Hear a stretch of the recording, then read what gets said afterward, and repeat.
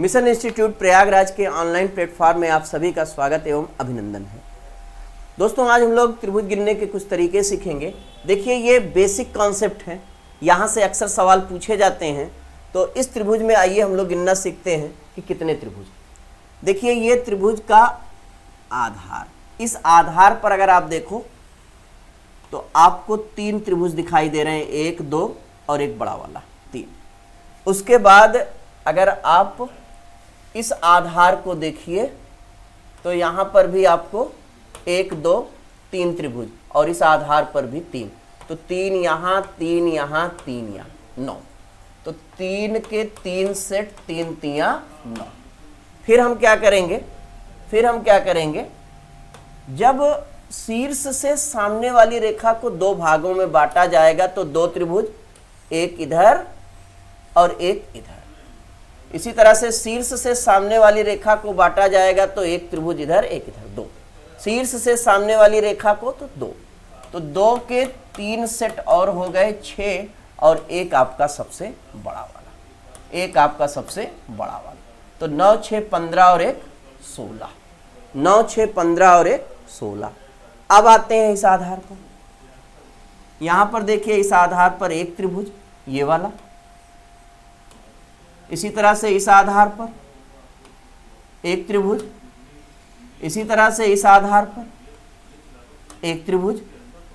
अब देखिए, शीर्ष से सामने वाली रेखा को 2 भागों में बांटा तो 2 त्रिभुज इधर, शीर्ष से सामने वाली रेखा को 2 भागों में बांटा तो 2 त्रिभुज इधर।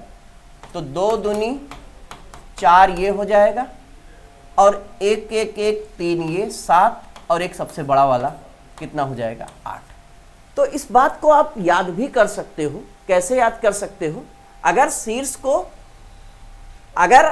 शीर्ष जो आपके 3 शीर्ष हैं, तीनों शीर्षों से सामने वाली रेखा, सामने एक सीधी रेखा अगर खींची जाती है तो ऐसी परिस्थिति में आपके 16 त्रिभुज बनेंगे और एक शीर्ष छोड़ दिया जाता है, मतलब 2 ही शीर्ष को लिया जाता है और सामने रेखा खींची जाती है, तो उस परिस्थिति में हमारे पास कितने त्रिभुज बनेंगे, 8 त्रिभुज। इसके बाद देखिए, ये 2 सवाल अभी लेटेस्ट CHSL 2022 में पूछे गए कि बच्चों ने क्या किया, इन चीज़ों को याद कर लिया। यहाँ 16, यहाँ 8 याद करके चले गए। तो अब एग्जामिनर ने क्या किया, थोड़ा सा चेंज कर दिया। अब चलिए, जो चेंज किया है वो समझने का प्रयास करते हैं। देखिए, इस आधार पर देखिए, आपको 1 त्रिभुज, इसी तरह से इस आधार पर आपको 3 त्रिभुज, इसी तरह से इस आधार पर आपको 3 त्रिभुज। अब 3, 3, 6, 1, 7 तो ये हो गया, प्लस शीर्ष से सामने वाली रेखा को 2 भागों में बांटा तो 2 त्रिभुज, शीर्ष से सामने वाली को 2, तो 2 और 2 4 और एक आपका सबसे बड़ा वाला।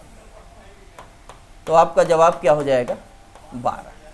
यहां पर देखिए, इस आधार पर 3 त्रिभुज, इस आधार पर 1, इस आधार पर 1, तो 3, 2, 5। अब शीर्ष को सामने वाली रेखा 2 भागों में बांटा तो 2 त्रिभुज, शीर्ष को सामने वाली रेखा को 2 भागों में बांटा तो 2 त्रिभुज, तो 2 दूनी 4 और एक सबसे बड़ा वाला, तो टोटल कितना हो गया, 10। तो ये 2 नए सवाल SSC ने पिछले साल दे दिया था। तो ध्यान रखिएगा, इस वाली आकृति में आपको 12 त्रिभुज मिलेंगे और इस वाली आकृति में आपको 10 त्रिभुज मिलेंगे। आई होप आपको ये समझ में आया होगा। तो अगर आपको ये वीडियो अच्छा लगा हो तो इसको आगे शेयर जरूर करिएगा। धन्यवाद दोस्तों।